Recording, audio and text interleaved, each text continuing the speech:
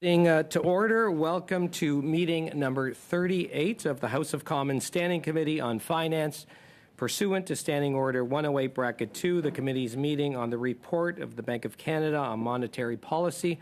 Today's meeting is taking place in a hybrid format pursuant to the House Order of November 25, 2021. Members are attending in person in the room and remotely using the Zoom application.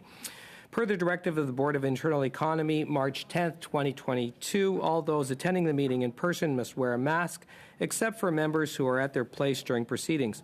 I'd like to make a few comments for the benefits of witnesses and members.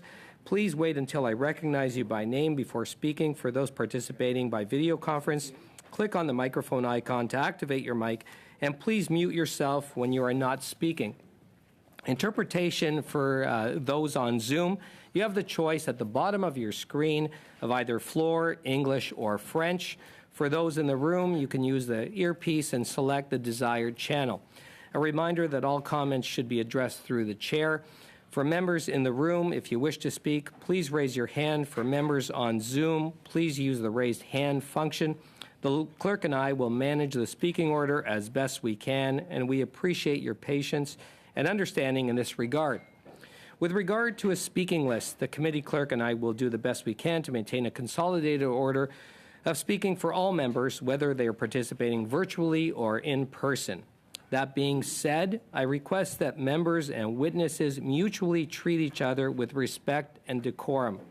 Before we begin, I'd like to remind our members, as discussed during last meeting on the Emergencies Act draft report, please submit any final comments or suggestions in both languages to the clerk as soon as possible. Now, it's my pleasure to be able to welcome our witnesses today, and I say welcome back to the Governor of the Bank of Canada, Tiff Macklem, and also joining Tiff is Senior Deputy Governor Carolyn Rogers. So welcome, and the floor is yours. Well, thank you, Chair, and good morning. And let me say how pleased Senior Deputy Governor Carolyn Rogers and I are to be here in person to discuss our monetary policy report and our decision of a couple of weeks ago. We published our monetary policy report as Russia's unprovoked invasion of Ukraine entered its 8th week. The war is causing tremendous human suffering, and our hearts go out to the Ukrainian people. The war has also injected new uncertainty into the global economic outlook. It is boosting already high inflation in many countries, including Canada, and it's disrupting the global economic recovery. Against this backdrop, we have three main messages. First, the Canadian economy is strong. Overall, the economy has fully recovered from the pandemic and is now moving into excess demand. Second, inflation is too high. It is higher than we expected, and it's going to be elevated for longer than we previously thought.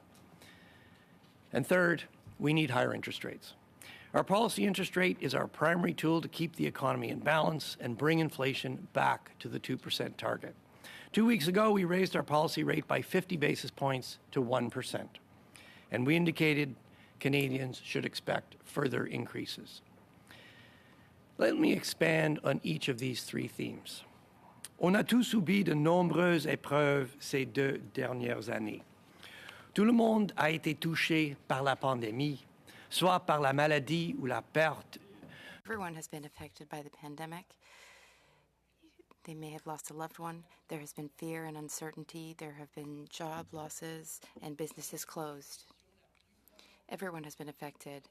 We experienced the strongest recession ever recorded, and the multiple waves of the virus made economic recovery difficult. There has been great spending decisions, there were effective vaccines, and there was a collective will to innovate and improve. So the economy has taken shape well again. The recovery was the quickest ever. But now demand is exceeding our production capacity. Before the pandemic, the unemployment rate was 5.7%. When the pandemic hit, it quickly soared to 13.4%. And now, 2 years later, it is at a record low of 5.3%. Job vacancies are elevated and wage growth has reached pre-pandemic levels. Businesses can't find enough workers to meet demand, and they're telling us they'll need to raise wages to attract and retain workers. We expect strong growth to continue in the months ahead.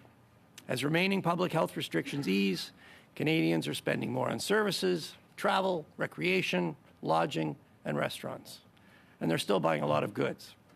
Housing activity is still strong, and while we expect it to moderate, it will remain elevated. Business investment and exports are both picking up, and higher prices for many of the commodities Canada exports are bringing more income into the country. Robust business investment, improved labor productivity, and higher immigration should help boost the economy's productive capacity. And higher interest rates will slow spending. Putting all this together, the bank forecasts the Canadian economy will grow 4.25% this year before moderating to 3.25% in 2023 and 2.25% in 2024. That brings me to my second point. The bank's primary focus is inflation. CPI inflation in Canada hit a three-decade high of 6.7% in March, well above what we projected in the January Monetary Policy Report. The war has driven up the prices of energy and other commodities and is further disrupting global supply chains. While most of the factors pushing up inflation come from beyond our borders, with the economy in excess demand, we are facing domestic price pressures too. About two-thirds of CPI components are growing above 3%, which means Canadians are feeling inflation across their household budgets, from gas to groceries to rent. Our latest outlook is for inflation to average almost 6% in the first half of 2022 and remain well above our 1% to 3% control range throughout the year. We then expect it to ease to about 2.5% in the second half of 2023 before returning to the 2% target in 2024. High inflation affects everyone. Inflation at 5% for a year or 3 percentage points above our target costs the average Canadian an additional $2,000 a year. And it's affecting more vulnerable members of society the most because they spend all their income and because prices of essential items like food and energy have risen sharply. Cette généralisation des pressions. This broadening in price pressures is a major concern. It makes it increasingly difficult for Canadians to avoid inflation, no matter how patient or prudent they are. This brings me to my third point. Interest rates are increasing. The economy needs higher rates and can handle them. With demand starting to run ahead of the economy's capacity, we need higher rates to bring the economy into balance and cool domestic inflation. We also need higher interest rates to keep Canadians' expectations of inflation anchored on the target.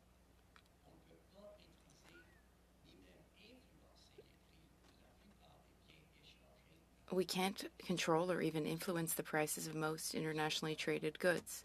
But if Canadians' expectations of inflation stay anchored on the 2% target, then inflation in Canada will come back down when global inflationary pressures from higher oil prices and clogged supply chains abate. We are committed to using our policy interest rate to return inflation to target, and we will do so forcefully if needed. Increases in the bank's policy rate raise the interest rates on business loans, consumer loans, and mortgage loans, and they increase the return on savings. We've been clear that Canadians should expect a rising path for interest rates. But seeing their mortgage payments and other borrowing costs increase can be worrying. We will be assessing the impacts of higher interest rates on the economy carefully. We recognize that everyone wants to know where interest rates might end up. How high are they going to go? It's important to remember that we have an inflation target, not an interest rate target. This means we don't have a preset destination for the policy interest rate. But what I can say is that Canadians should expect interest rates to continue to rise toward more normal settings. By more normal, we mean within the range we consider for a neutral interest rate that neither stimulates nor weighs on the economy. We estimate this to be between 2 and 3%. 2 weeks ago, we raised the policy rate to 1%, still well below neutral. It's also well below the pre-pandemic policy rate of 1.75%. Le niveau que le taux directeur atteindra va dépendre de la réponse. How high rates go will depend on how the economy responds and how the outlook for inflation evolves. The economy has entered excess demand with considerable momentum and high inflation. We are committed to getting inflation back to target. If demand responds quickly to higher rates and inflationary pressures moderate, it may be appropriate to pause our tightening once we get closer to the neutral rate and then take stock. On the other hand, we may need to take rates modestly above neutral for a period in order to bring demand and supply back into balance and to bring inflation back to target. Say a word on our balance sheet. As of this week, we are no longer replacing maturing Government of Canada bonds with new ones, so our balance sheet will shrink. This brings our exceptional monetary policy response full circle. When the economy needed exceptional support in the depth of the recession, we lowered our policy rate to its lower bound and complemented this with quantitative easing, or QE. Last November, we ended QE and began reinvestment. We have now moved to quantitative tightening, or QT. With the economy fully recovered, it's time to normalize our balance sheet. QT will complement increases in our policy rate by putting upward pressure on longer-term interest rates. With that, Mr. Chair, let me stop here, and Senior Deputy Governor Rogers and I would be very pleased to take your questions. Well, thank you, Governor, for your opening remarks, and we appreciate you coming before our committee. I can't but recognize, thank you for wearing the Ukrainian flag there, pin on your lapel. We all here stand with Ukraine. We are going to move now into members' question rounds. First round will be 6 minutes for each party. We are going to start with the Conservatives, and we have MP Fast up for 6 minutes. MP Fast. Well, thank you, Mr. Chair, and thank you, Governor and Ms. Rogers, for coming back time and time again to explain monetary policy to members of Parliament. Governor, you would acknowledge that Canada presently has an affordability crisis. Is that correct? It's certainly a big challenge. All right. Over the last year, you've used the term transitory to describe our current inflation crisis. Do you still consider our current inflationary pressures to be transitory, or do you have a different way of describing what those inflationary pressures are today? Well, I think it's fair to say that Team Transitory has disbanded. As you've seen in our own forecasts, we have substantially revised up our outlook for inflation. Inflation is today considerably higher than we thought it was going to be in January. The main reason for that is the unprovoked invasion of the Ukraine by Russia, which has boosted commodity prices. It's also further disrupting global supply chains. The other issue at play is, as you saw, as you're seeing in today's news, COVID's still with us. China right now is going through new lockdowns. That's further disrupting supply chains. And all these factors mean that inflation is not only higher, it's going to be higher for longer. Or to put it a little more positively, it's going to take longer to come down. So yes, Canadians are unfortunately living with higher inflation. So we will dispose of the term transitory, correct? Yes. All right. In the most recent year, the inflation rate on a year-to-year basis was 6.7%. Do you expect that rate to go up in the coming months? Well, whether 6.7% is the peak, that's a tough call. There's quite a lot of volatility in inflation. Look, it could go a little higher. It could be the peak. I do think we're close to the peak. I think what's important is that we do think as we get into the second half of the year, these global supply chain issues will start to ease. We will see some decrease in inflation. But look, I don't want to pretend that we have great line of sight to these supply chain issues. We do expect it to come down, and what I will underline is that whether this is the peak or not, 6.7% is too high, and we are committed to use our tools and, if need be, forcefully to get inflation back. I'm glad to hear you commit to that. I would like to ask you specifically now on the risks of Canada tipping back into a recession should inflationary pressures persist. Some economists now believe it is more a question of when rather than if a recession is coming. Is this something you and your officials are planning for or at least studying? Look, it's a very important question. If you look at our own projection, which we laid out a couple of weeks ago in our monetary policy report, what you see is we actually have, we do have growth moderating. Growth needs to moderate to bring demand in line with the economy supply capacity. But even with that moderating growth, it's pretty solid growth, 3.25% next year, 2.25% the year after. And if you look at most private sector forecasts, they're broadly similar. They've got inflation declining with growth continuing at a more moderate pace. I do want to underline, though, getting this soft landing, it is not going to be easy. There is a delicate balance here.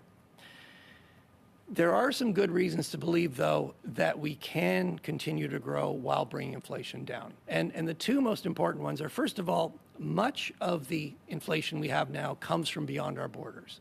It's the increases we've seen in commodity prices. It's these global supply chain disruptions. If oil prices stop going up and begin coming down, even if they just stop going up, and these global supply chain pressures begin to abate, we should see some natural reduction in inflation, provided we keep inflation expectations well anchored. And that's let me underline that last point. That is critical. If we don't keep inflation expectations well anchored, inflation will get stuck at a higher level. So we do need to do that, and that is reflected in our actions. The second, go ahead. I'll just give you one other point. The second reason why I think you can get growth with inflation declining is demand is running ahead of supply. You can see this in the labor market. Labor market, we've got a very high level of vacancies. We have very strong employment, but we have a lot of vacancies. If we can moderate demand, we can reduce those vacancies, maintain high levels of employment, bring the economy back into balance, and bring inflation back to target. Because my time is short, I just have one last question. That is, many economists are now publicly saying that the Bank of Canada was left behind the curve in its response to controlling inflation and probably could have increased rates earlier. Would you have responded differently had you known that inflation was going to be at the rate it is today? Look, we got a lot of things right. We got some things wrong, and we are responding. You saw that a couple of weeks ago. We raised the policy rate, took the unusual step of raising the policy rate by 50 basis points to 1%. We've signaled very clearly that Canadians should expect further increases, and looking ahead to our next decisions, I expect we will be considering taking another 50 basis point step. Thank you, and thank you, MP Fast. We're moving to the Liberals. MP Zerowitz for 6 minutes, please. Thank you, Mr. Chair. And I want to say it's so nice to see both of you in person. Thank you for being here, and thank you for your extraordinary service to our nation. particularly during these unprecedented times. I know the job is extra difficult. So my first question is, I also just want to acknowledge, I really appreciate you acknowledging Russia's unprovoked invasion of Ukraine and your compassion as Ukrainian Canadian. It's really awful every single day to actually see what's happening there, and I know many Canadians share in that feeling, if not most of us. My first question is along that note. I believe last week you were sanctioned by Russia alongside several prominent Canadians. What is your reaction? Look, the unprovoked attack of Russia on Ukraine it's imposing unimaginable human suffering on the Ukrainian people. It's also seriously disrupting the global economy. I spent most of last week in Washington at IMF meetings, G7 meetings, G20 meetings, and the war really weighed on those meetings in two dimensions. One, this is a shock on top of COVID, is a shock on top of a shock. It is affecting, it's a catastrophic shock for the Ukrainian economy. It's affecting economies in Europe, but it's rippling around the world. It's also weighing on the global order. We went to Washington to meet the IMF, the G20, to foster economic cooperation, to manage risks. And Russia is sitting at the table, the very source of this massive disturbance, this unjustified war is sitting at the table. So, look, the fact that I was sanctioned is just a trivial minor consequence of this. Thank you. My next question is regarding the IMF. The IMF's World Economic Outlook forecasts Canadian real GDP growth leading the pack of all G7 countries in 2022 and 2023, while maintain the lowest net debt to GDP ratio. Can you discuss the factors contributing to Canada's strong GDP growth and the strength of our economic recovery?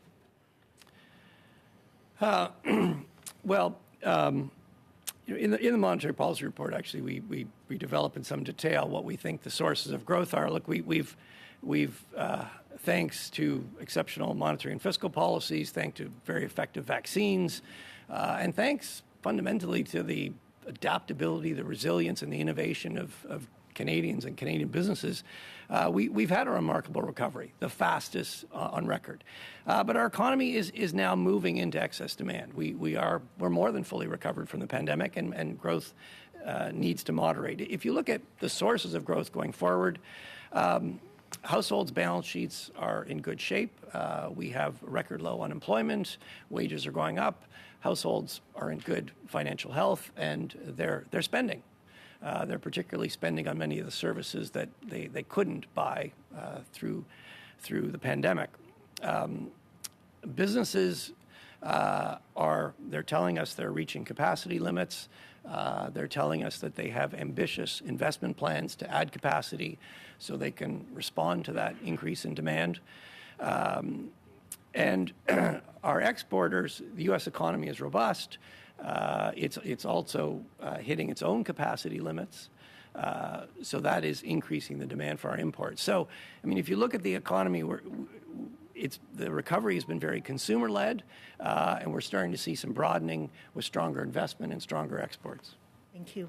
My next question is about wage growth and the impact on inflation. Last week I was listening to a few economists, and they were talking about how they were worried that wage growth shouldn't be growing as fast as it should be because it's going to have an increased impact on inflation. My opinion is that wages are not growing as fast as inflation, and I would say that for too long, many workers actually haven't received the wage increase that they've needed to. And in fact, there's many industries that are actually behind in terms of wage growth. Is that something you're worried about in terms of wage growth and the impact on inflation? just put the facts on the table. So wage growth was quite weak through the pandemic. It has rebounded. It's now back to pre-pandemic, roughly 3%. There are a whole variety of different measures of wages. So different ones will give you slightly different signals, but roughly 3%. We do expect wage growth to increase further. Certainly, when you talk to firms, talk to companies, they're telling us they're having a hard time attracting workers. They're losing workers. They are telling us they're going to have to increase wages further. The way we look at wages is we look at wages relative to productivity. And to put it bluntly, higher productivity pays for higher wages. In our own projection, we think there are good reasons why productivity will pick up. Restrictions are being eased, so it's it's easier to get things done. Companies are investing. That's bringing new capital. That means workers will have better equipment, better computers to work with. That should improve output per worker.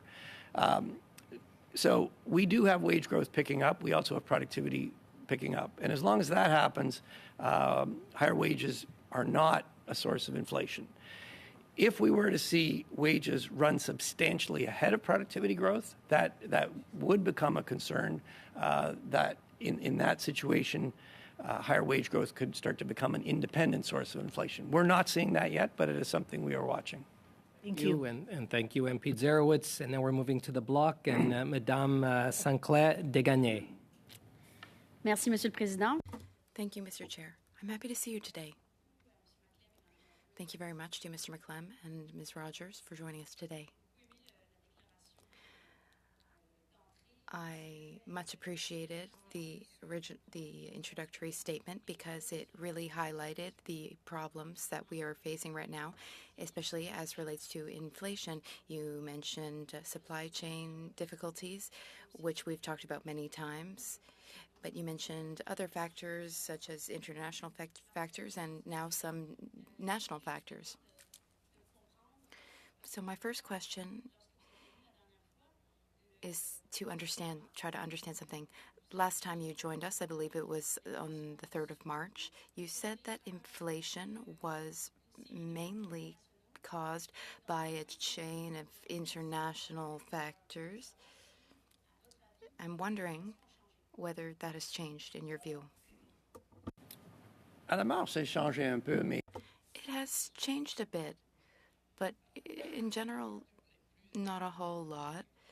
The main reasons why inflation is so high right now in Canada are international factors, as I mentioned, increase in gas prices, disruption of supply chains.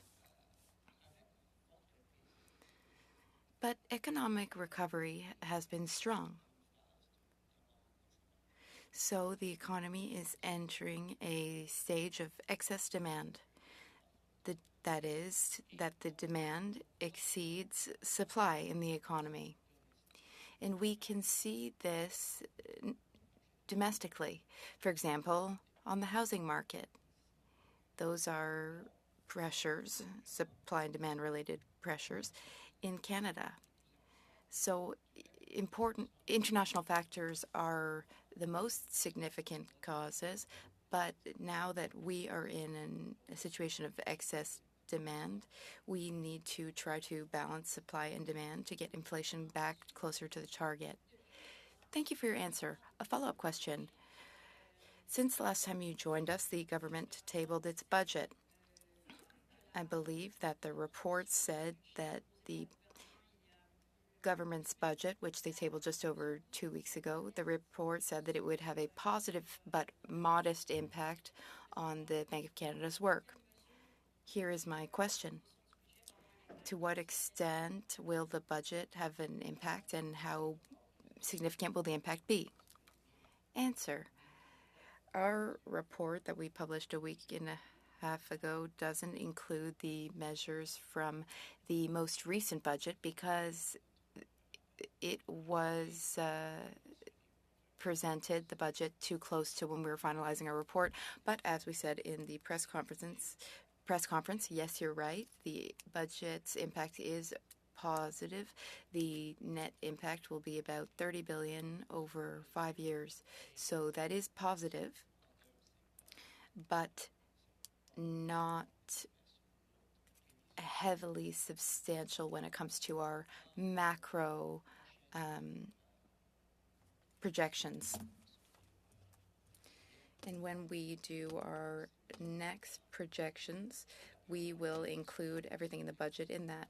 And it will have an impact on some aspects of our projections, but not a macroeconomic impact. Thank you. So I want to make sure that I understand. If I understand correctly, then you haven't done a full analysis of the provisions of the recent budget. Now, we are still in the middle of the pandemic. Some sectors are wondering. Even today, I received a few phone calls from people in sectors which have huge needs. For example, the event sector or tourism. In the event sector, clients are just not coming back in the same way. Other sectors are dealing with supply chain challenges, which are just not solved yet. And then in other sectors, there's excessive demand. What is the Bank of Canada's stance on the fact that it is now sort of an arbiter in trying to deal with inflation but also stimulate the economy? La pandémie a eu des effets très... The pandemic has not affected all sectors equally. With our strong economic recovery, problems for different sectors have been greatly reduced. That is a positive aspect of our very strong recovery. Now, the recovery is more than fully recovered from the pandemic. We are now in a stage, as we've said, of excess demand. This does not mean that each and every sector has fully recovered from the effects of the pandemic. What it does mean, though, is that some sectors are still impacted, notably tourism. But this also means that other sectors have more than compensated for their losses.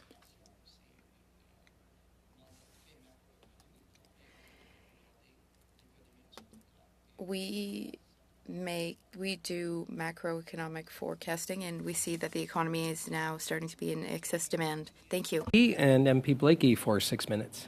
Thank you very much, and thank you, Governor Macklem and Deputy Governor Rogers, for joining us here today.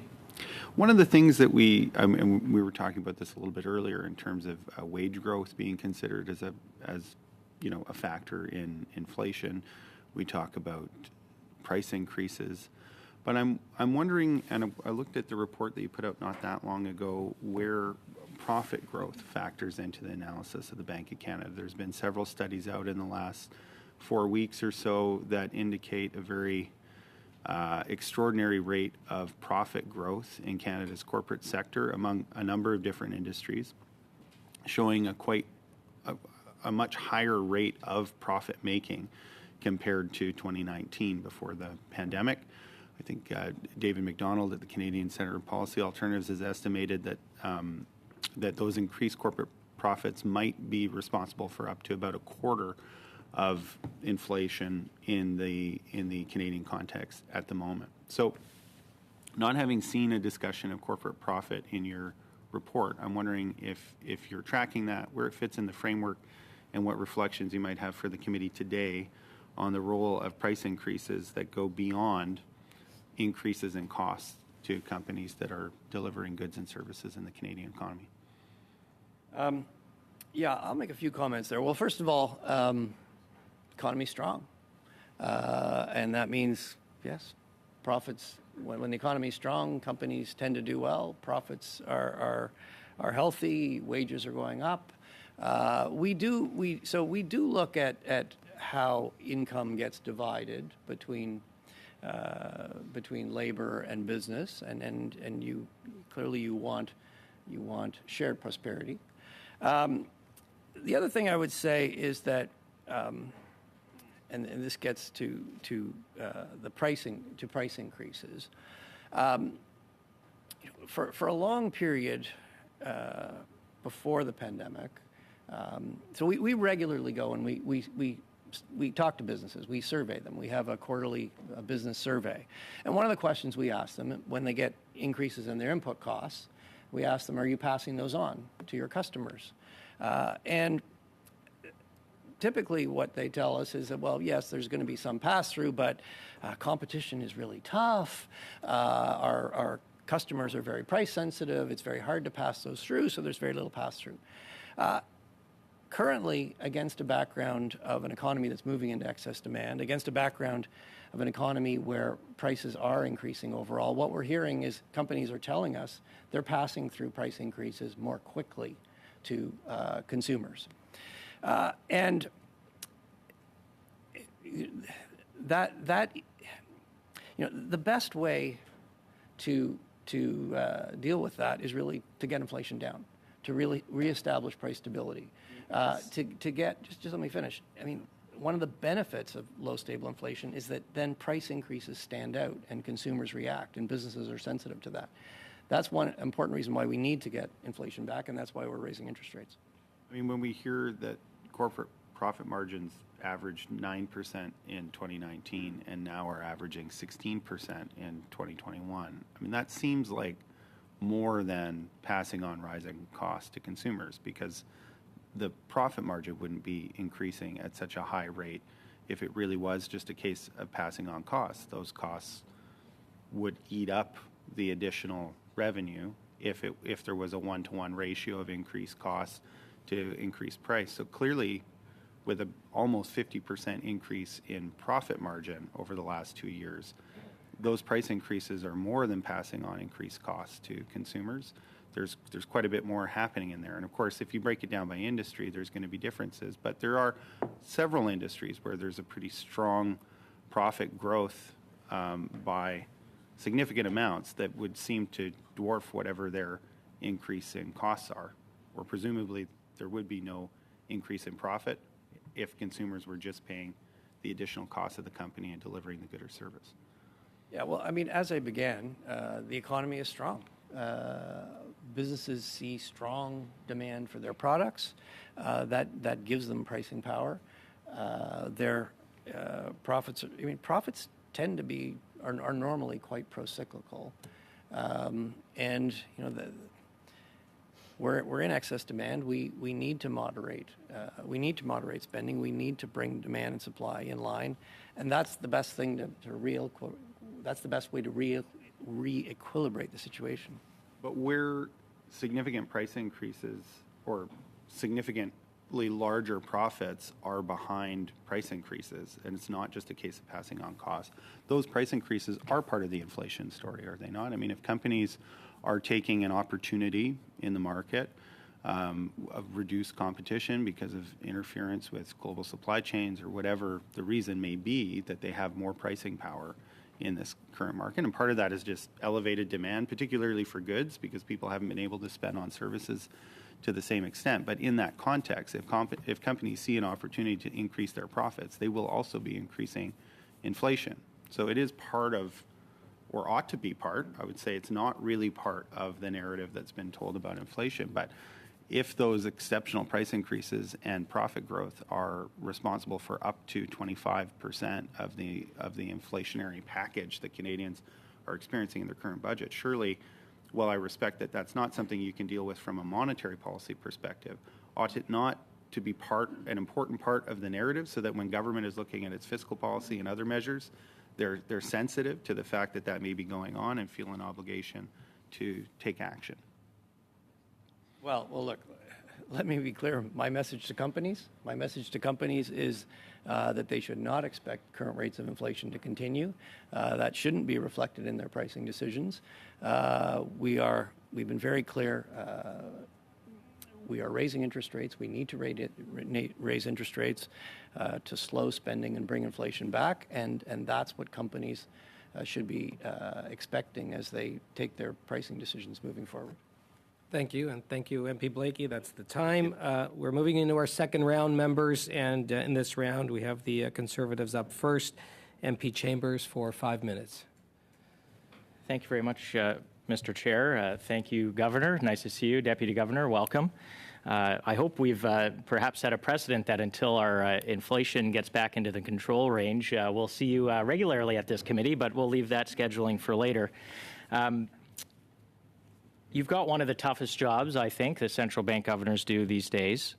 I appreciate in your responses to my colleague, you mentioned that you've got some things right and you got some things wrong. That's a refreshing statement. I think we'd all be better served, perhaps, if members of the executive branch had the same level of humility. I want to take you back to the fall of 2008. Central banks coordinated a 50 basis point decrease as a response to the financial crisis at the time. I believe that was an off-cycle rate for a number of the countries that participated. You mentioned last week in the IMF meetings, or was reported at least, that you had said, it's on the table to do something more than 50 basis points. Just like to give you the opportunity to expand a bit on that comment. Is more on the table, and is there some coordination amongst central banks on the upside if they could coordinate on the downside? I'll start with the second part. Look, central banks around the world were looking at very similar things. I think the reality is different parts of the world are coming out of this pandemic at different speeds, and so while I think the direction of travel is pretty similar across central banks, or at least most central banks, the speed and the pacing and the size is going to depend on the situation in that country. And actually, that is, the big advantage of having your own currency, your own monetary policy, is that you can direct your monetary policy to the situation in your country. On the first question regarding my comments last week, look, I guess I'd highlight a few things. A week and a half ago, we raised our policy rate by 50 basis points. That is unusual. Our typical step is 25 basis points. We also began quantitative tightening. So together, this was quite significant. And we signaled to Canadians that they should expect further increases in interest rates. We said we need to normalize monetary policy reasonably quickly. So as we get to our next decision, the typical step would be 25 basis points. As I said earlier, I expect we will be considering a 50 basis point increase. I'm not going to rule out other options, but anything bigger than 50 basis points would be very unusual. Thank you very much. I've got about a minute and a half, and I've got 2 questions, so we'll need to be brief. In raising rates to control inflation, are you comfortable, or is the bank comfortable with risking a recession to do that? Look, as I said earlier, we think the economy can grow solidly and bring inflation back to target. I won't pretend it isn't delicate, but with an economy that's in excess demand, with a labor market that's got very high levels of vacancies, if we can get this right, we can reduce those vacancies, keep strong employment, and get inflation back to target. That's our aim. Are there some risks? Yes, there are some risks. And the only thing I would say is that we take each decision at a time. We're going to be watching how our interest rates, the effects of higher interest rates, how they bite on the economy.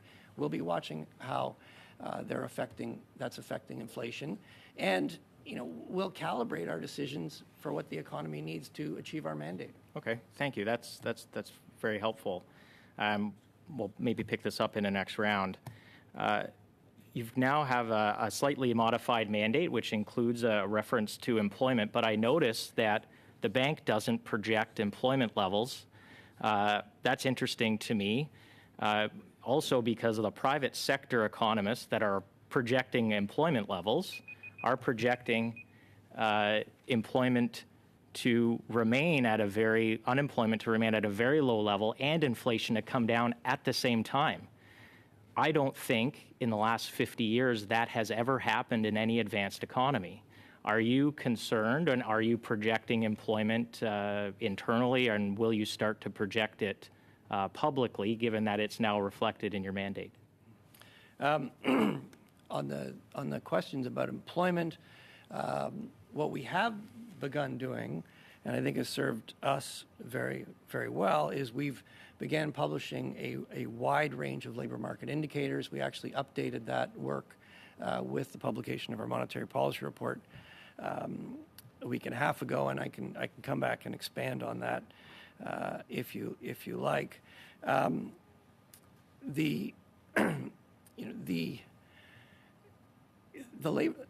The analysis of the labor market has been very useful through every stage of this pandemic.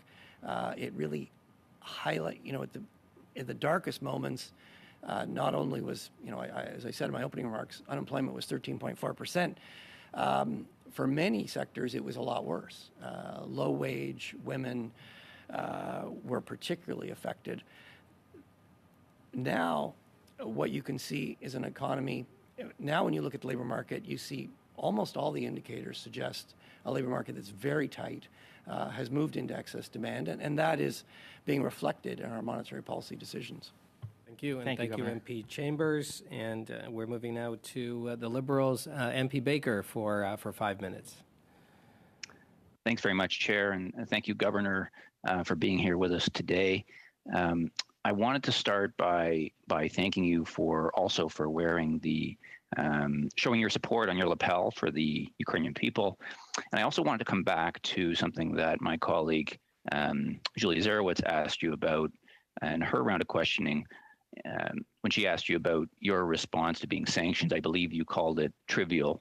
I don't disagree with your characterization, but I wanted to say that I think what's not trivial is that the fact that you are being sanctioned, and many others in this country have been sanctioned, is a symptom of the fact that Canadians and Canadian leaders are playing an important role in supporting the people of Ukraine. And I wanted to thank you for that support.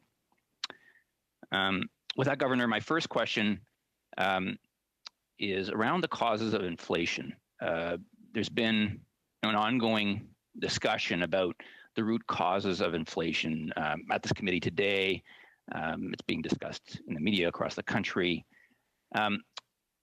As part of that dialogue, there's been some discussion that the bank's so-called money printing is the reason we see inflation where it is today. Could you comment on whether that characterization, those characterizations are accurate?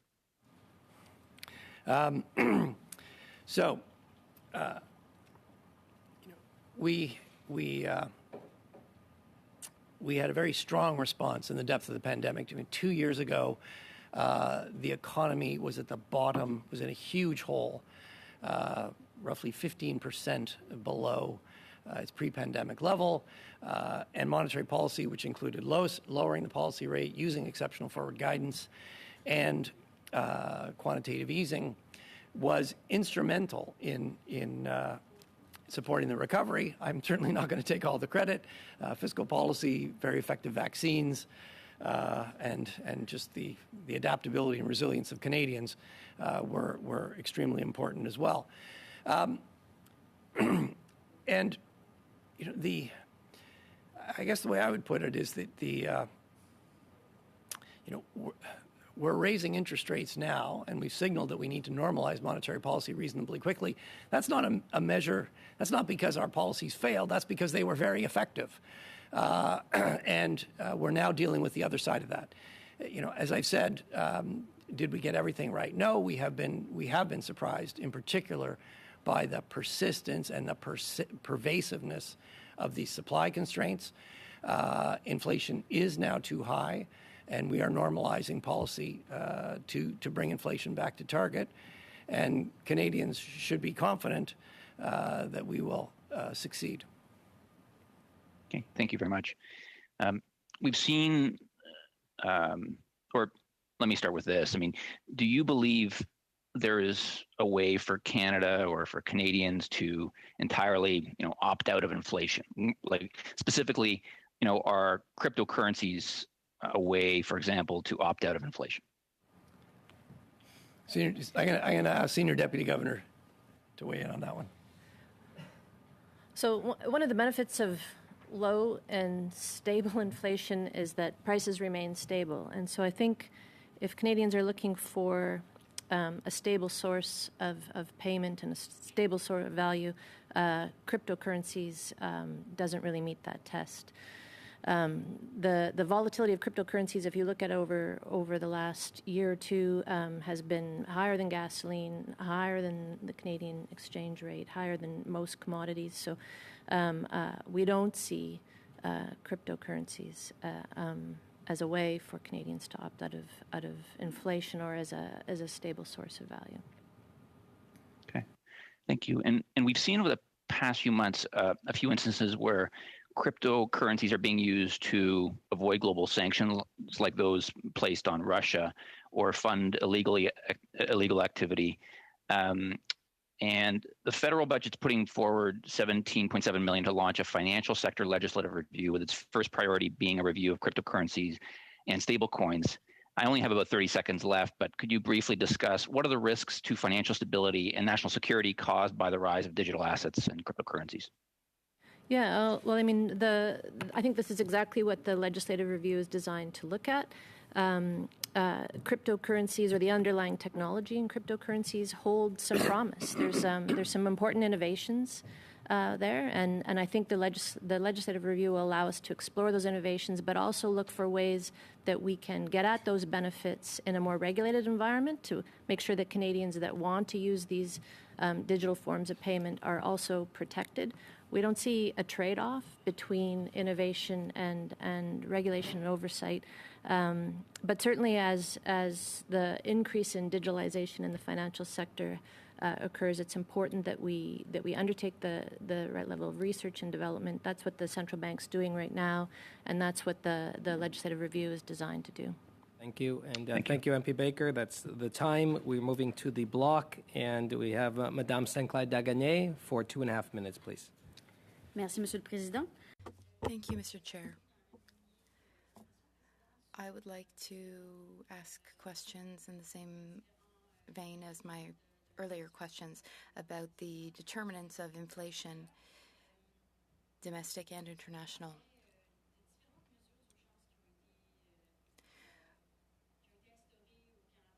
Many emergency measures were implemented in Canada. If we are concluding that most causes of inflation are international rather than national or domestic, well, then if we extend emergency measures, which are set to be lifted next week, would that have an impact on inflation? So what is the relation between these measures and inflation? Donc, je vais répondre dans deux dimensions. Premièrement, I will answer in two ways, two perspectives. First, inflation is mainly caused by international pressures. But it's very important for us to keep our projections for inflation, our expectations of inflation, anchored to our targets. They need to be anchored so that inflation decreases when pressures decrease. Now, the second part of my answer is about the domestic situation, national situation. We are now in a situation of excess demand here. In our economy overall, we have fully recovered from the pandemic. Measures that increased demand will push the economy further into excess demand.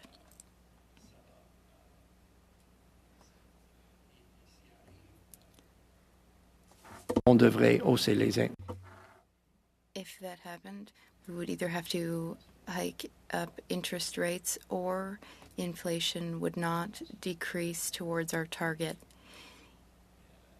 Inflation impacts all Canadians. It impacts our individual budgets. It is important for all Canadians. It is important to all Canadians that we keep inflation to our targets. Thank you. Thank you, Ms. St. Clair de Gagné. NDP, MP Blakey for 2.5 minutes, please. Thank you. I wanted to ask, when we talk about inflation, there are certainly those who would like to, say that government spending is the only determinant of inflation. So I talked a little bit earlier about some of the other factors that we might see. Looking internationally, there's any number of examples. There's as many unique examples as there are countries in the world.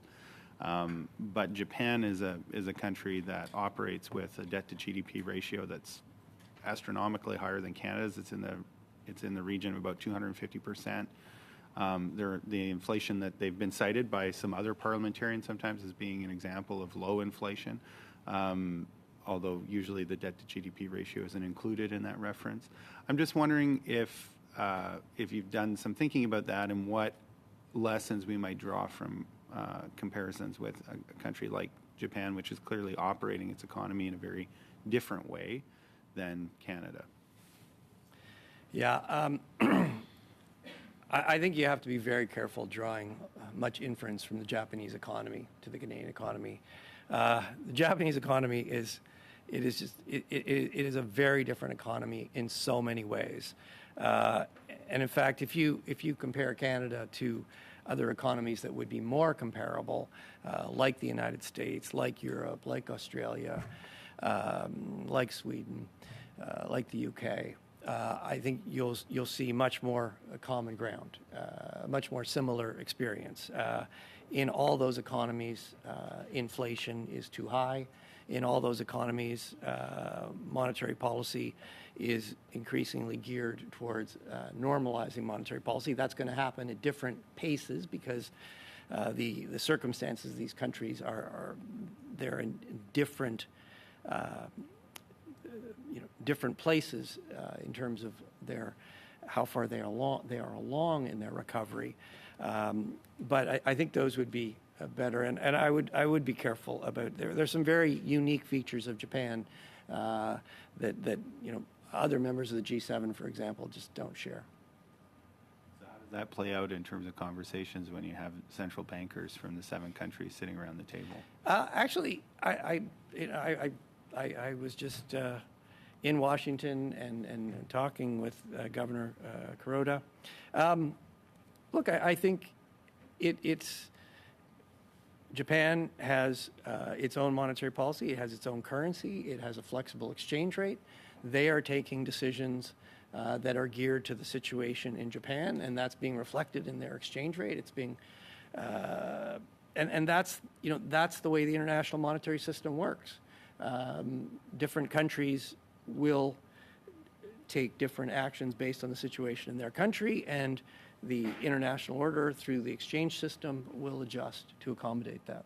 Thank you. Thank you, MP Blakey. Now we'll go to the Conservatives. MP Albus for 5 minutes. Thank you, Mr. Chair, and thank you to the Governor and Senior Deputy Governor for being here today in person.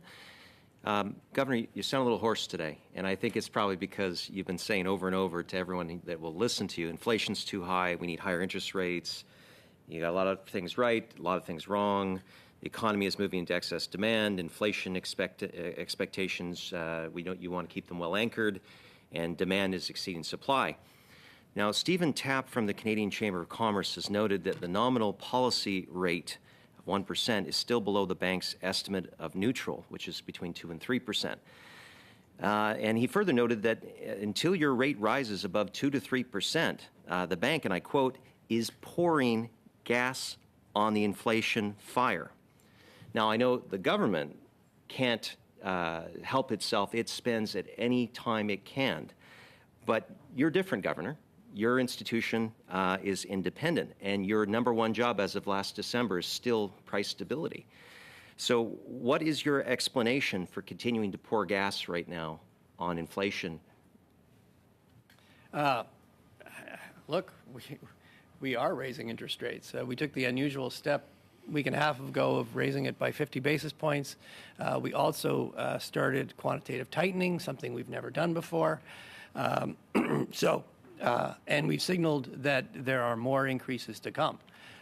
So we are responding to the situation, and I'm quite confident that higher interest rates, which if you look at 5-year mortgage rates, if you look at the expectation of further increases is already priced in. That is already having an effect on the economy. And I do expect that is going to moderate spending. I think we do, you do want to take this, we don't want to overheat the economy. We also don't want to overcool the economy. And so while we're certainly responding and moving quickly, you do want to do this in a series of steps and look at the impact and then calibrate your response to bring inflation back to target. In your own monetary report, Governor, you actually said that, or the report itself says that the bank typically looks to do policy on a 6 to 8 quarter basis. So most of the effect of the April 13th decision won't be fully implemented and integrated into the economy, usually between 6 and 8 quarters. And when did you stop when did you start quantitative tightening? I believe it was last night.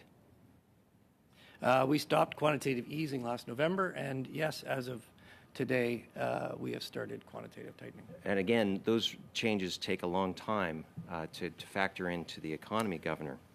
So the question would be, to what extent does the fact that many Canadians are heavily indebted restrict the Bank of Canada from raising interest rates to reduce inflation? I'm going to ask Senior Deputy to take this one. So I'd make 2 points. It's true that monetary policy it is forward-looking. It does take a while to work through the economy and the financial sector before it has a direct effect on inflation. However, the signaling effect of our path to normalization is already being seen, particularly in mortgage rates. Come back to your other question, though, we are aware of elevated debt levels in the Canadian economy. It's something the Bank of Canada has been talking about for a long time now, well before the pandemic.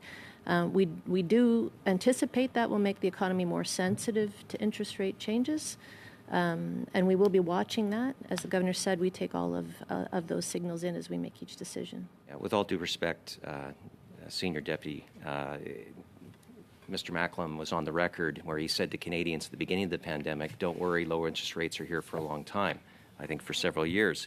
Low interest So rates were here the question for I would then a long time. respond to is that I'm hearing anecdotally that we're already starting to see house prices drop in Vancouver. We're also starting to see where restaurants are changing their menus to reflect higher costs, and as they don't know what inflation will look like, they're raising them quite high. Same with even a barber shop. Someone told me their barber raised the cost of a haircut by $15. And I wouldn't say that that's an area that's subject to inflation. So, Mr. Governor, when we look at the fact that there are critics of the bank saying that you should have been moving things a year ago to start building up a slow and steady nature, what do you say to those critics, given the fact that you can't raise rates because of the heavy indebtedness of Canadians? Look, I think, it's easy to forget that Canadians have been through a lot in the last couple of years. I mean, two years ago, our economy was 15% below its pre-pandemic level. Unemployment was 13.4%. The combination of monetary, fiscal, and very effective vaccines, the result has been a very impressive recovery. In fact, the strongest recovery on record. And look, the fact that we now need to raise interest rates reasonably quickly, the fact that inflation is too high, is not because our policy response failed. It's actually because it was very effective. Well, in that case, Minister, or that case, Governor, And MP what was Albus- the MP what was Albus, the biggest that's- mistake you'd it's say? time. We're at 6 minutes, so we've gone 1 minute over. wasn't- Can if it I wasn't- respond to the mistake? Yeah, quickly, please. Thank you, Governor. Look, as I said to previous questions, I think we got a lot of things right. We did get some things wrong. We have been surprised, in particular, by the persistence and the pervasiveness of these supply shocks, and that has meant that these what we thought were initially quite these supply shocks were very focused on very specific things like computer chips. What we have seen since then is that they have broadened. They're really affecting all goods. And so, yes, our inflation outlook is higher. And it's higher for longer. It does take some time for monetary policy to work through the system and bring inflation back to target. And that's why we are moving relatively quickly to normalize monetary policy and keep inflation expectations well anchored and bring balance between demand and supply in the economy. Thank you, Governor. Thank you, MP Albus. And members, I do try to find the most natural transition where we can go from one member's questions to the next member. And we did go a couple of minutes over there. So we are moving to the Liberals and MP Chattel for 5 minutes. Merci beaucoup, Gouverneur McLean. Et, Thank you very much, Governor McLean and Ms. Rogers, Deputy Governor. I have a few questions about the causes of inflation, so I'd like to come back to that. Some would like to oversimplify a problem like inflation, which is incredibly complex, but as you mentioned, inflation is a global phenomenon. I was just looking at some statistics. With ours at 6.7%, we are under the OECD average, which is 7-point-something%, and the G7 is 6.8%, and the euro at 7.3%. First, I'd like to commend you. In your monetary policy report, the recent one, you cover the causes of inflation. In the English version, on page 17, you have very clearly and succinctly summarized the domestic and global causes of inflation. And now, thanks to that, I don't think anyone can oversimplify the causes of inflation. Now, I see here the cost of replacing a house for owners. Our study has studied this in the housing sector. Could you tell us more about this? Yes. Well, inflation in Canada is a bit below the average for inflation in other countries, but it's still too high for Canadians, and we do need to get it under control.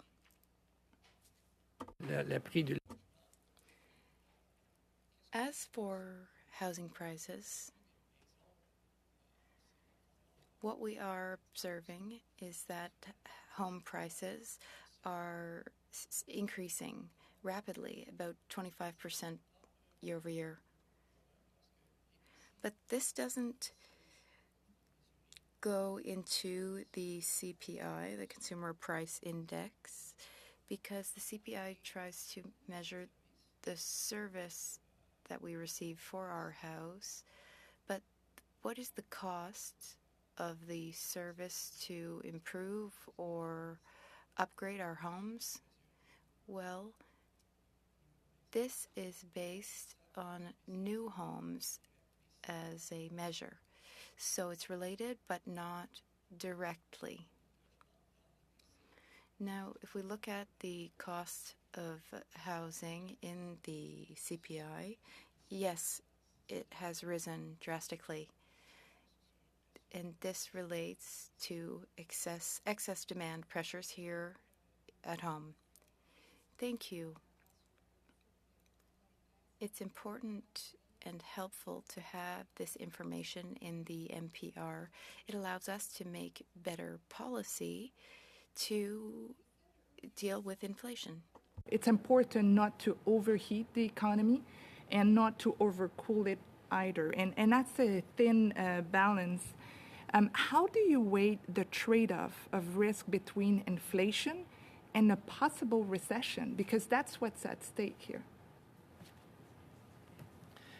As I said, our own forecast has growth slowing but remaining quite solid with inflation coming down. So we do think, even if growth is a little weaker than in our projection, there's still some room for it to be a little weaker and be positive. So look, we do think there is a way forward with inflation coming down and reasonably solid growth. Are there, as I said, it's going to be delicate. That's why we take the decisions one at a time.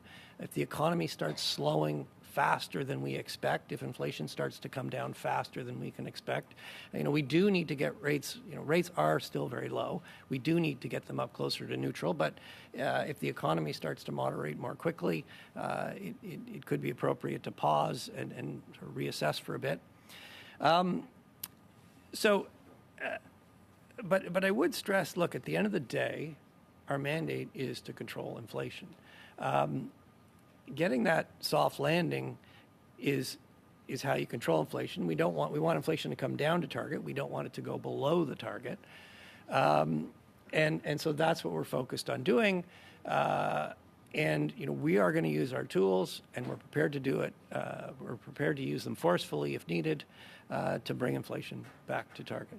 Merci. Merci, Madame Châtel. Thank you, Ms. Châtel. Members, we are moving into our third round of questions. We have the Conservatives up first with MP Stewart for 5 minutes. Thank you, Mr. Chair, and thank you for being here. My first question today, you mentioned earlier that you got some things right and some things wrong. Could you explain exactly what you got wrong?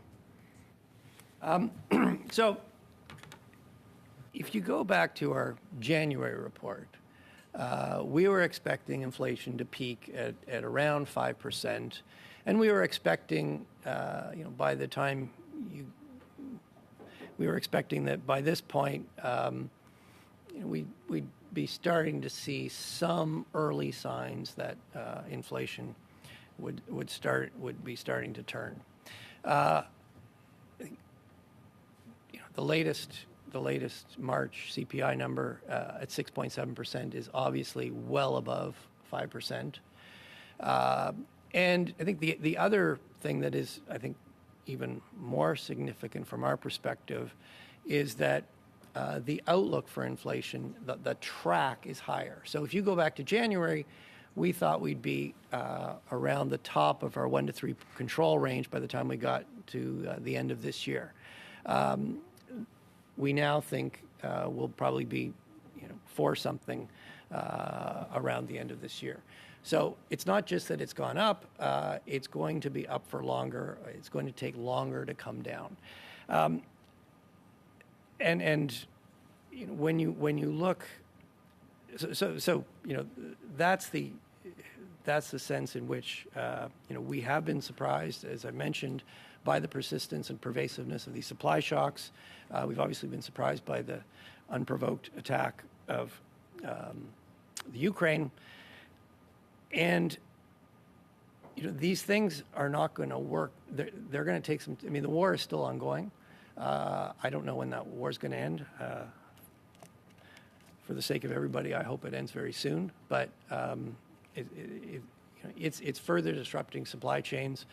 COVID, outbreaks of COVID in China are going to further disrupt the supply chain. So there is, it's going to last longer, and there is some uncertainty. But what there isn't any uncertainty about is the Bank of Canada's resolve to use its tools to bring inflation back to target. We are responding where we have been surprised. We are responding, and that's really the value of having a clear mandate.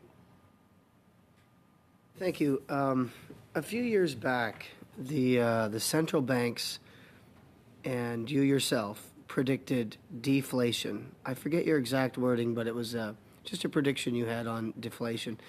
Can you explain that prediction and the result of it?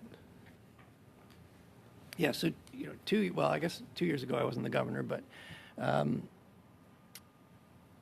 look, 2 years ago and through the early part of the pandemic, the economy suffered its biggest collapse in history. I mean, GDP plummeted 15%. The unemployment rate went from 5.7, shot up to 13.4%. More than 3 million Canadians were out of work, and or roughly 3 million Canadians were out of work, and more than another 3 million Canadians were working less than 50% of their hours. This was a situation where there was a serious risk of deflation. There was a huge amount of excess supply in the economy. Many Canadians were not working. And if there hadn't been a really concerted policy response, there's a real risk of deflation. And why is deflation so damaging? When a deflationary mindset sets in, people think prices are going to fall. And so what they do is that their tendency is to wait and buy things later when prices are lower. But things are already really weak. So when people decide to wait and buy things when prices are lower, that just weakens the economy further. And in an economy that has a relatively high level of household indebtedness, your mortgage payment is a fixed nominal value. And if you're getting less income, those payments become more dangerous. So those comments were very much in the context of an economy that was in danger of deflation. We were not predicting inflation. We took bold action to first of all sort of put a floor under the recovery and then to support the recovery, to sort of put a floor under the decline and then support the recovery. We weren't predicting deflation, but we were indicating that were we not to take bold action, that could very well be what happens. And look, we saw from the Great Depression, why is it called the Great Depression? There was a big decline, and then there was a very prolonged period of an incredibly weak economy that a lot of people suffered as a result. MP Stewart, and I'll go to the Liberals, and MP MacDonald for 5 minutes, please. Thank you, Chair. Just trying to get myself unmuted. Thank you to the governors for being here again today. It's always an interesting discussion. And it's good to hear that I think I asked questions relative before on quantitative tightening and normalizing your balance sheet and how quickly you can do that without having too much negative, effect on the economy. But I want to go back to the market certainty and or let's say signaling effect. When you talked about it briefly with my colleague Albaz, but signaling interest rate hikes, what's that do to the markets? And can you just give us a little more overview on how that affects inflation? Yeah. First point I'd make is, the most important audience is Canadians. And one thing we've learned is that monetary policy works better when people understand it. Also, when people understand monetary policy, they understand our objectives, they understand our tools, they tend to have more confidence in monetary policy. And our business at the end of the day is confidence in the value of money. So confidence is paramount. So, in explaining to Canadians what we're doing, why we're doing it, and what should they expect, that's important so they can hold us accountable, and so this committee can hold us accountable, and Canadians in this committee should hold us accountable. It also, though, helps monetary policy actually work. With respect to markets, markets have an insatiable appetite for as much certainty as we can give them, and where we have reasonable conviction about the direction, we will give it. Where we think we need to be more humble, we will indicate we will need to be more humble. Markets they'll read our monetary policy report with interest. They'll certainly listen to our statements, and they'll come to their own conclusions. And look, monetary policy works through markets, and so it is important that markets understand what we're thinking, and in particular what we're looking at, and that's one of the reasons why we put out a fairly detailed forecast. So the market, we put out our outlook, and as data comes in, the market can see, is it coming in stronger than the bank said, weaker than the bank said, and then they can come to their own conclusions. Thank you. Another question is, how does Canada preserve our low debt position going forward? Well, look, I mean, questions of fiscal policy are really for the government and ultimately for Parliament to decide on. But Canada is in a relatively good position relative to at least the rest of the G7. How do you preserve it? Well, you don't spend too much relative to your revenues. Thank you. I always struggle with, recently we see that provinces across the country are coming in the black, and I think everyone knows that we're talking about inflation at the federal level, and we're talking about surpluses or provinces being in extremely good shape. And I often wonder, how do you provide an economic outlook based on those factors and to the society in general, to the layman?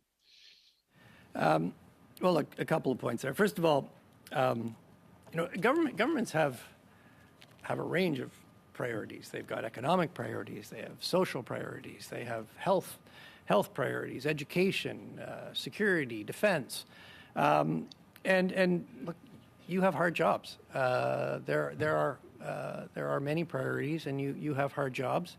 At the Bank of Canada, we have one job, and that is to control inflation.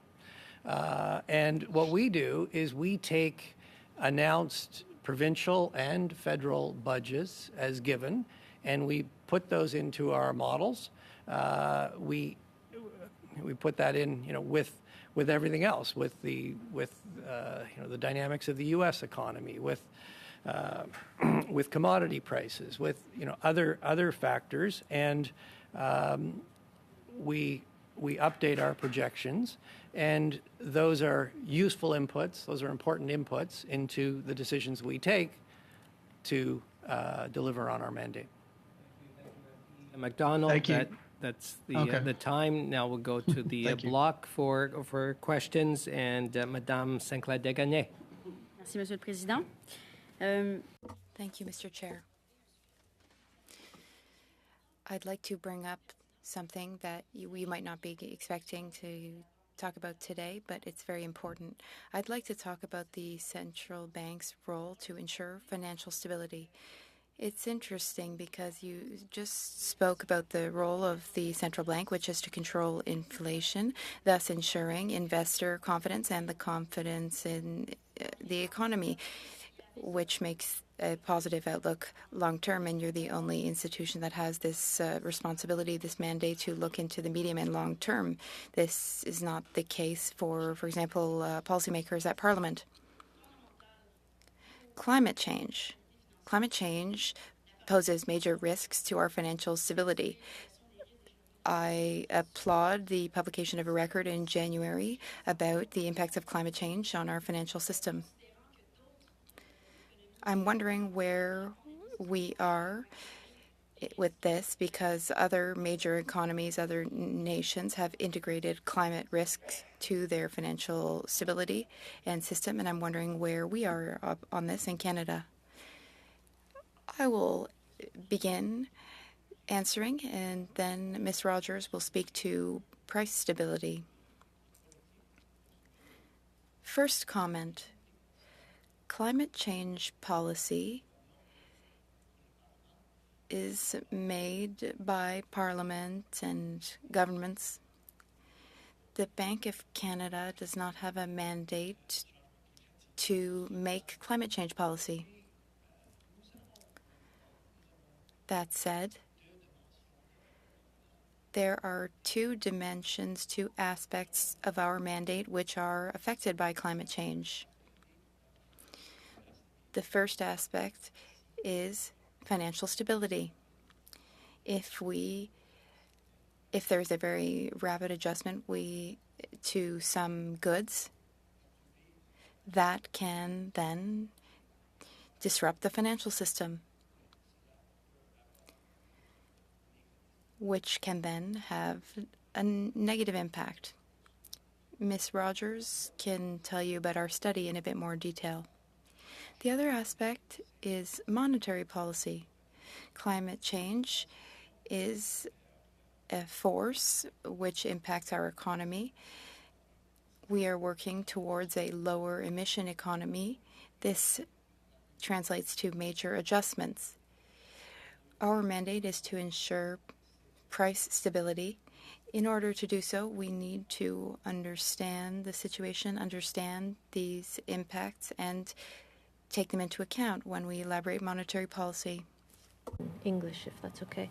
You referred to the study that we published in January. This was a study that we did jointly with the Office of the Superintendent of Financial Institutions, and the objective was to look at how climate change could potentially impact stability in the financial sector.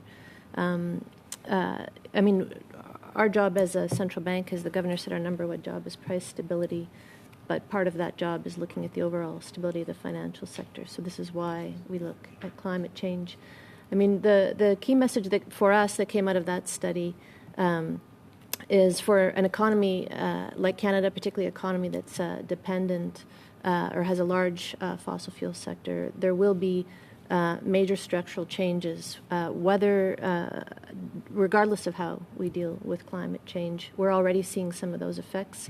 I mean, if you lived through last summer, you could see the effect of climate change on the Canadian economy, and it came at a time when we were facing other pressures. So really what the bottom line of that study is that there are structural changes that need to happen.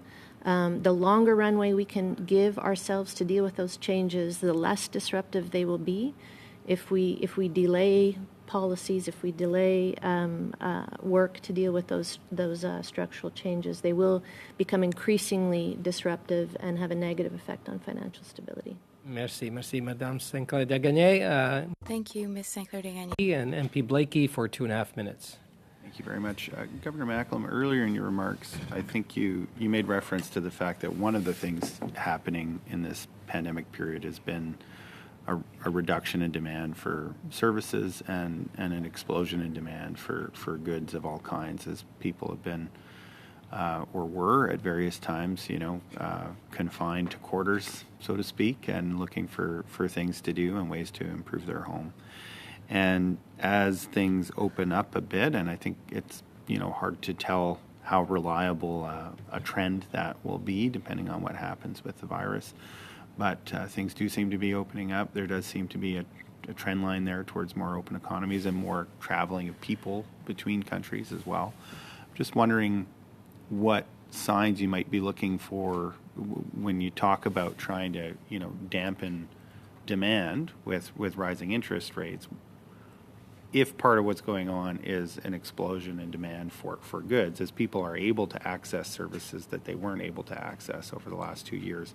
That will have its own dampening of demand within the goods sector, which is, I think it's fair to say, one of the kind of main driving area as between goods and services where inflation is occurring. So what are you looking for in order to get a sense that we might be seeing a return to a more normal balance between demand for goods and services, and what that means for the bank as it contemplates interest rate hikes and other monetary policy initiatives? Yeah, so exactly as you've outlined, through the pandemic, because many of the services people wanted to buy and consume, we couldn't do it because they require close contact. What happened was people substituted into goods. So they couldn't go to the gym, so they bought home fitness equipment. They couldn't go to restaurants, so they bought they bought better kitchen equipment. You can see this in the housing market in general. I mean, people were, many Canadians were working at home. Their children were going to school at home. All the recreation is at home. Not surprisingly, they wanted bigger houses. That showed up in the housing market. And then you want bigger house, you want more furniture and new appliances. So the pandemic has, one of the very unique features of the pandemic, actually usually during recessions, it's these durable goods that actually get hit more because, you can keep your old couch a little longer, but during the pandemic you were sitting in it all day, so you're using it, a lot more. So it was very unusual, this big shift in demand for goods, and so and this wasn't just in Canada, this was globally, and in the effect of very strong demand for goods with these disrupted supply chains, we've seen a very large increases in the prices of these goods. Now, as the pandemic recedes, we actually think that there will be some natural rebalancing of demand. People are and we're already seeing it. People want to get back to going to the gym, going to their local restaurant, getting out, and so what we expect to see is the demand for goods will diminish as the consumption of services increases. Now, overall, though, demand is running ahead of supply, so the average of that has to grow more slowly going forward than it's grown in the past, or else we're going to have ongoing inflationary pressures. So there's two things going on, and so we are looking very closely at this rotation from goods to services. So far, what we've seen is a strong rebound in services. We're not seeing much reduction in demand for goods, and some of that may be related to these supply constraints. If you're trying to buy a car, well, it may take 6 months for you actually to get that car and for that sale to show up. So we're not seeing yet much reduction in demand, and that's one of the reasons why the economy is strong. Hopefully, as those supply constraints diminish, people get the demand, get the goods they wanted, and we start to see more rebalancing. That's something we'll be watching closely. Thank you, MP Blakey. And now we're moving to MP Fast for 5 minutes. Well, thank you very much. And again, Governor, thanks for coming. We always appreciate you coming here and having an honest dialogue about the issues that are facing Canadians, especially at a time when we've got this affordability crisis across Canada. Given the current cost of living crisis, I think it's reasonable for Canadians to ask whether our Canadian dollar is safe, and to ask you as the Governor, what is the best hedge against inflation? So that would be my first question, if you could be brief in your response. Look, the best hedge against inflation is to get inflation down so that people could stop worrying about it. And that is really our primary focus. With respect to the Canadian dollar, look, the Governor of the Bank of Canada does not give investment advice. But look, the Canadian economy is strong. I think Canadians can have considerable confidence in the Canadian economy. They can have considerable confidence in the value of our currency. Our financial system is very stable. It has weathered this pandemic extremely well, and our trade situation, I think, is reasonably good. Many of the goods we export, oil, wheat, potash, prices are high. Global demand is very strong. So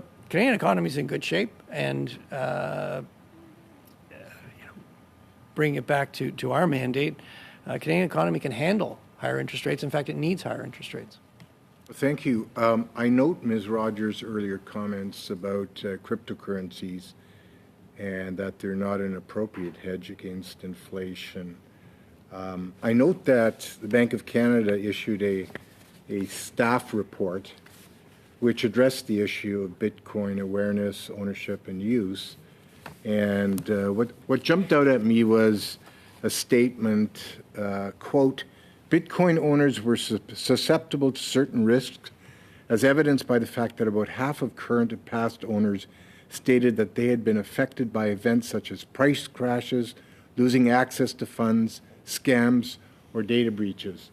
Are those some of the reasons why the bank doesn't recommend cryptocurrencies as a hedge against inflation?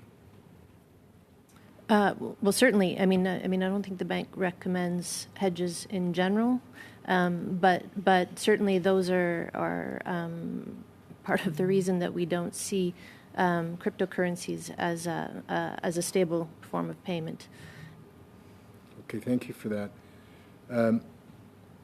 Do you expect cryptocurrencies, either in the near or medium term, to ever replace the Canadian dollar as our legal tender in Canada?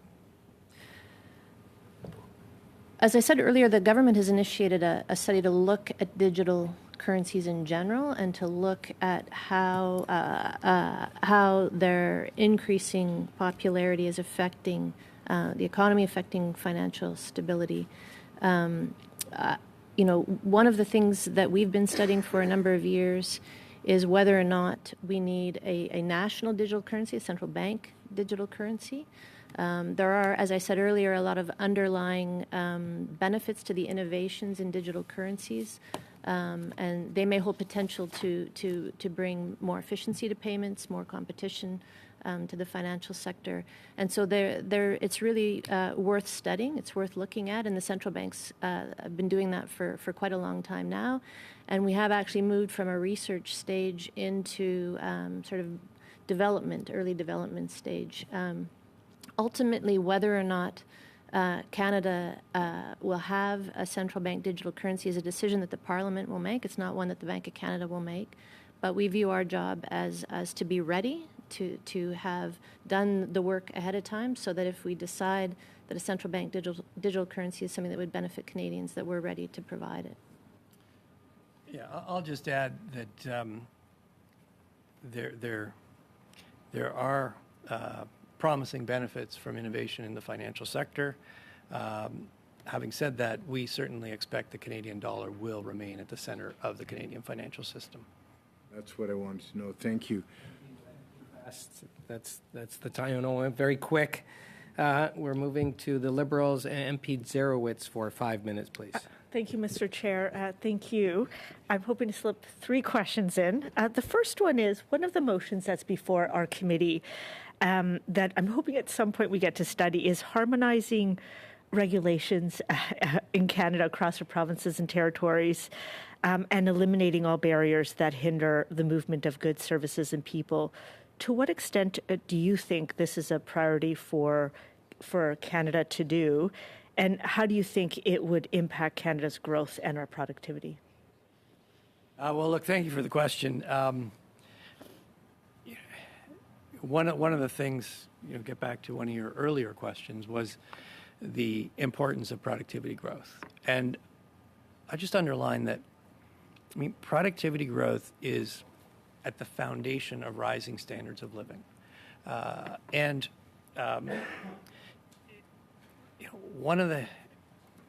So when we look at things like interprovincial barriers to trade, you do have to wonder what is the purpose of these barriers. We have a union, we have a country, and to the extent that we can harmonize and have free flow of goods and labor across the country, that means that resources can go to their highest value, their highest productivity. So it is something that governments across this country could do to improve productivity. And one of the Sorry beauties of to it is interrupt. Do you it think it's a doesn't priority? cost you a cent. Do you think it's a priority for us to do? I do think that we've seen through this pandemic tremendous levels of cooperation across this country, and I do think it would be a good time to. This is a long-standing issue, and there certainly has been some progress in some dimensions, but I do think this would be a good time because improving our productivity growth. We've had productivity growth has been too weak for too long. We have grown more in this country by additions to the labor force, and look, that's been great. But as we move forward, the labor force is going to be aging. We're not going to get as much labor force growth, and that is going to put more emphasis on the need for productivity growth to continue, for the Canadian economy to continue to grow at the pace it's been growing. Thank you. My next question is, as part of your opening remarks, you talked about inflation and it's impacting all Canadians, but most particularly those on the lower end of the income scale, the most vulnerable. Now, most of our social benefits in this country, most of them, CCB, Canada Worker Benefit, OAS, CPP, they are indexed to inflation. Will that be helpful to alleviate some of the stress around inflation? Or is there more that we should be doing at the national level to better support our most vulnerable? Yeah, I know I've given you this answer several times, but the best way to solve this problem is to get inflation down. Yes, the most vulnerable members of society are particularly affected by inflation, and the fact that inflation is quite broad now, more than 2/3 of the CPI basket is rising over 3%. So, even if you're a very careful shopper, you cannot avoid higher prices, and there is a role for governments to protect the most vulnerable members of society. Monetary policy it's a broad macro tool. We can't target specific individuals. Those are decisions for governments and Parliament. Thank you. And then my last question is, just when I read about sort of market insights sort of globally, there's a number of economists that feel that monetary policy has been co-opted by markets and that there is a need to return monetary policy to serving more of the real economy rather than financial markets. To what extent is that an issue in Canada, and to what extent is this something that you're concerned with? Look, monetary policy works through markets. We have a market, a modern market-based economy in Canada, and markets are at the core of a lot of our prosperity. But monetary policy has a very clear mandate. We take our decisions in the best interest to pursue our mandate in the best interest of Canadians, and markets adjust to that. And I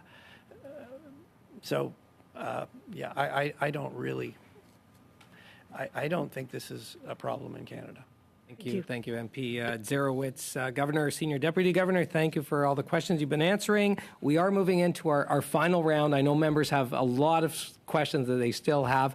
I'm looking at the time, members, and as we do on this committee, when we don't have enough time for a final round, a full round, we divvy up the time equally. So I'm looking at about 3-4 minutes is what we will have for each party. We'll start with the Conservatives. And I believe it's MP Chambers. Yep. Thank you very much. Excellent. Thank you. I much appreciate it. Thank you, Mr. Chair and Governor, Senior Deputy Governor. You mentioned, excess demand. Some of this excess demand, is it, been created by kind of the overly loose monetary and fiscal policy that we see? I mean, that's got to be a somewhat contributing factor to the excess demand that we see. Is it like kind of a simple? Well, look, our policies have been very effective in getting us out of a huge hole. The economy has moved into excess demand, and now it's time to adjust to that. And we're we've certainly started. We signaled very clearly to Canadians we got some more work to do. Okay, fair enough. I mean, you did mention, spending earlier. There's a 25% increase in government spending versus pre-pandemic levels to now. Blink twice if you feel like you're being held hostage by overly loose fiscal policy. I'm just kidding. Don't answer that. I know you won't. But the risks to the outlook seem to be painted as still rather kind of optimistic, when it looks like the best case scenario is being presented as some of the base case. I know we've increased inflation a bit, but wage growth in the U.S. has been significant. Again, government spending's continued to be significant. Household balance sheets, there's still a lot of money sitting in bank accounts. And if we're in excess demand, that gets deployed. I think that's a bit of a risk where, and the bank says, again, that the risks to the outlook are balanced. I think that's probably the fourth or fifth kind of time we've heard that. Like, what makes this time different than some previous times? Look, I'll say two things. I think there are risks on both sides, and there are some upside risks. You highlighted a few of them. Canadians do have, the balance sheets of Canadians are better. Canadians do have roughly $200 billion of actually sort of, it's a funny word, excess savings, but sort of more savings than we think they would have had if there hadn't been a pandemic. And it comes back a lot to Mr. Blakey's question. They haven't been able to consume a lot of things they wanted to consume, so they've been saving the money. And we are assuming in our outlook that they spend a good part of that, but they could spend more. So there could be some upside risks. There are also some downside risks. We've been pretty conservative in our assumptions.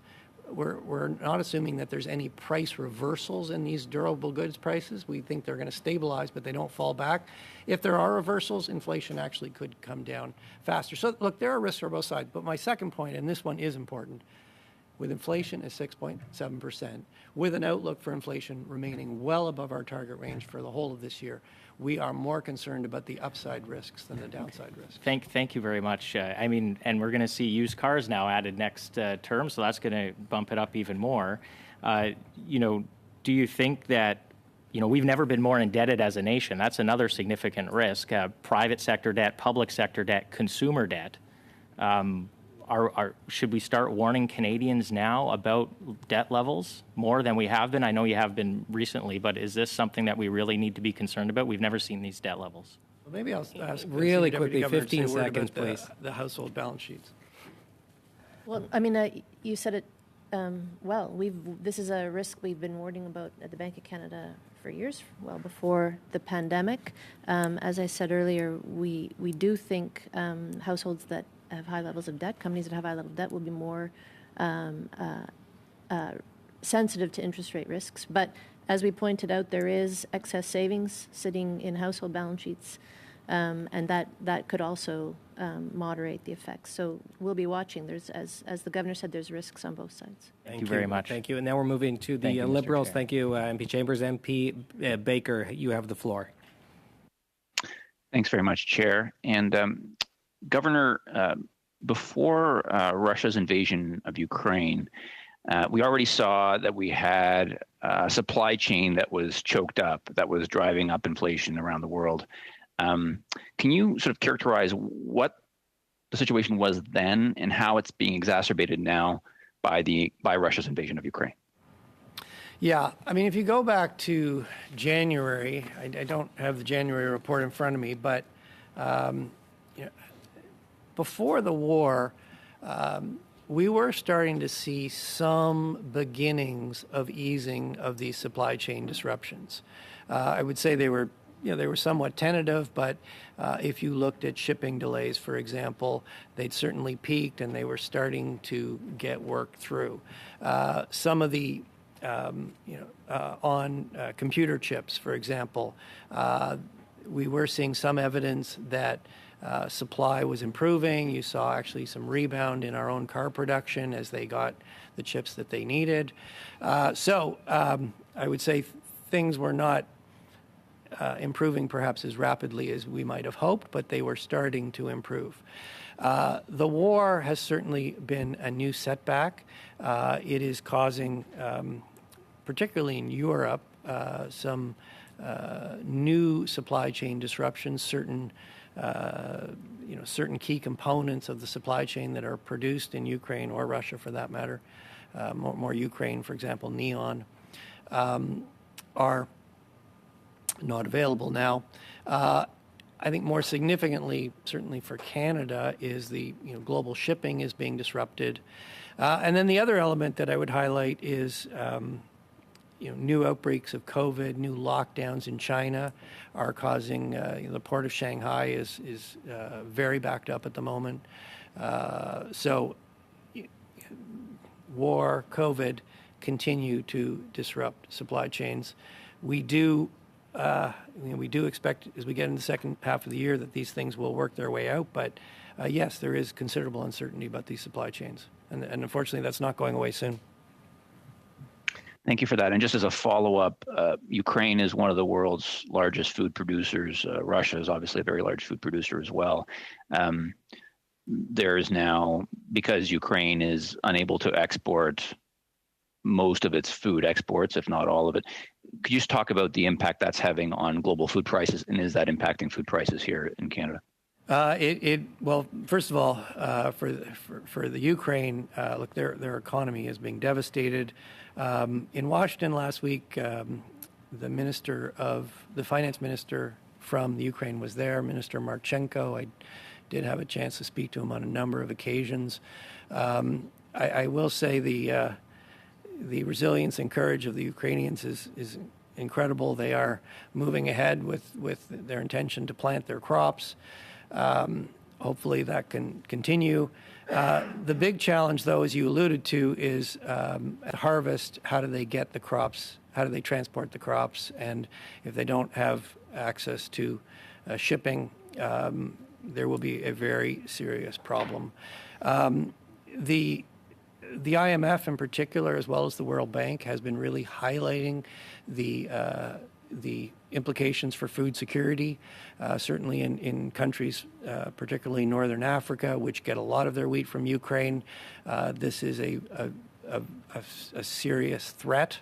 I think the G7 and other leading nations are focused on this risk and looking at what can be done, but I won't pretend that it isn't a worrisome situation. Thank you, and thank you, MP Baker. And moving to the block, Madame Sinclair Deguenet. Merci beaucoup.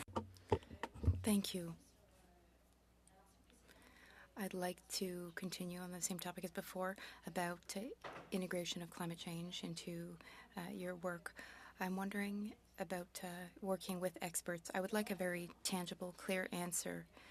What risks will be integrated in all of the modeling and forecasting that the central bank does? I'm talking here, of course, about the risks of global warming, but also the risks related to transition. So all these different types of risk, how will they be integrated into modeling and forecasting, and when will Canadians and Quebecers be able to count on this integration happening?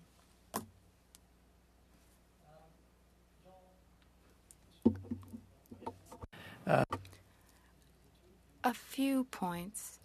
First, the study that we put out contained many scenarios about the possible impacts of climate change on the economy. We are not able to make predictions or full forecasts, but it's important to have some ideas in order to be able to manage risks. The scenarios we made are about the transition to net zero. But this scenario doesn't include physical risks such as increased storms or droughts, flooding.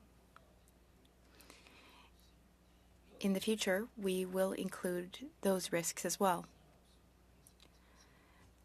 Another point, and recent events have highlighted this, is that there is a delay in starting the transition,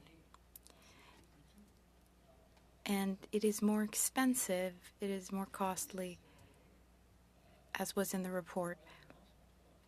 These scenarios, though, are likely or possibly too optimistic. In our model, everyone knows about climate change and climate change policy. New sources of energy will be ready when investments in oil decrease, so there are no coordination issues. What we're seeing now around the world is that energy security is becoming a more and more important issue.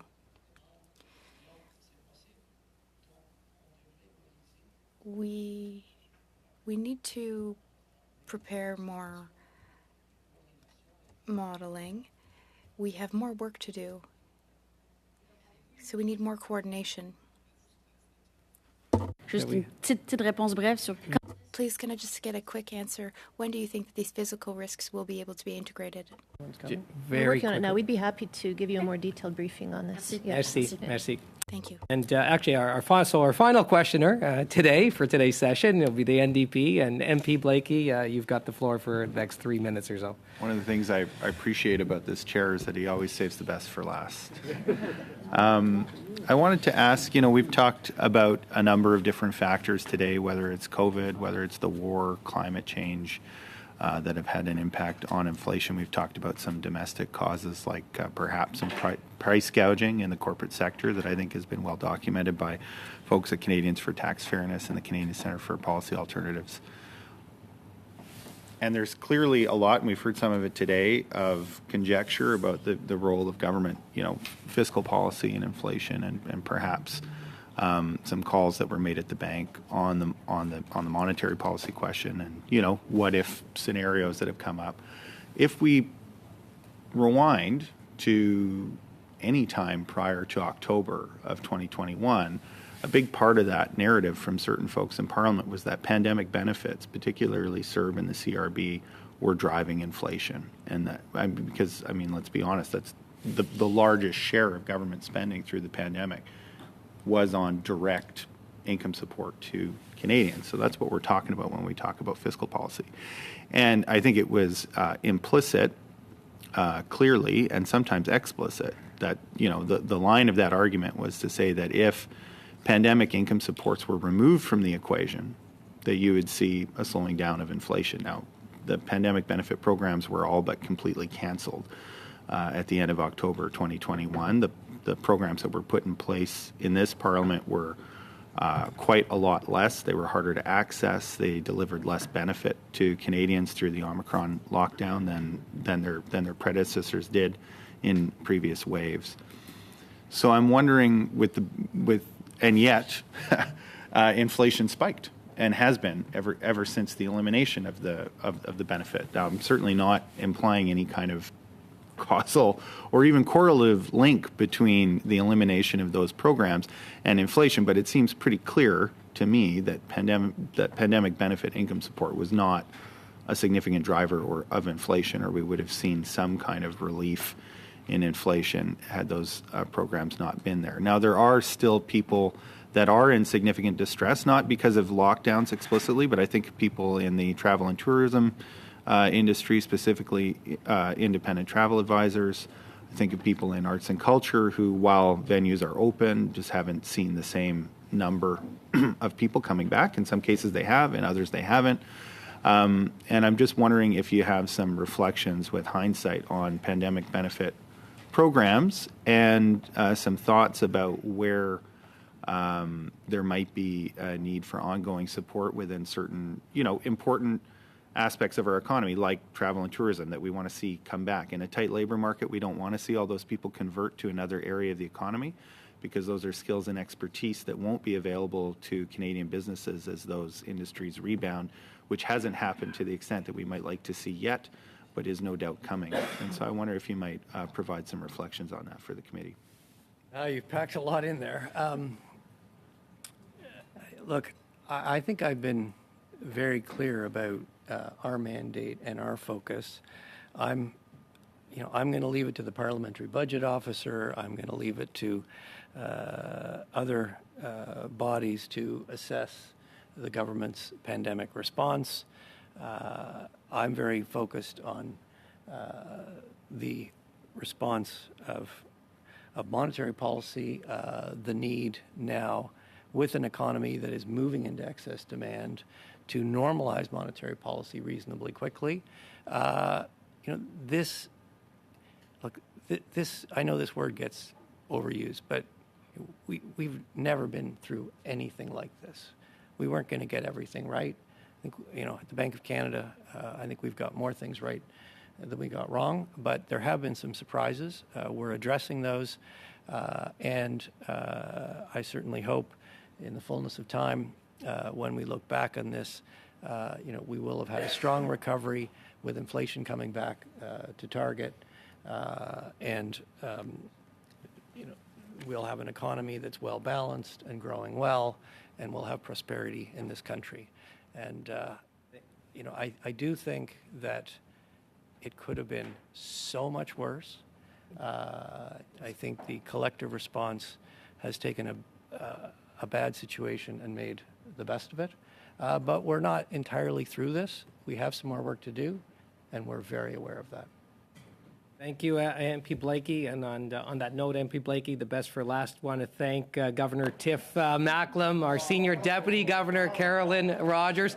Listen, the members had many questions, and you answered in a very fulsome way, great amount of detail and perspective, and we thank you for that, for coming on behalf of our committee, the Finance Committee, the clerk, the analysts, the interpreters, everyone that's here. Thank you very much. We really appreciate it. Have a great day. Well, it's a pleasure, and we do appreciate the committee holding us to account, so thank you. Thank you.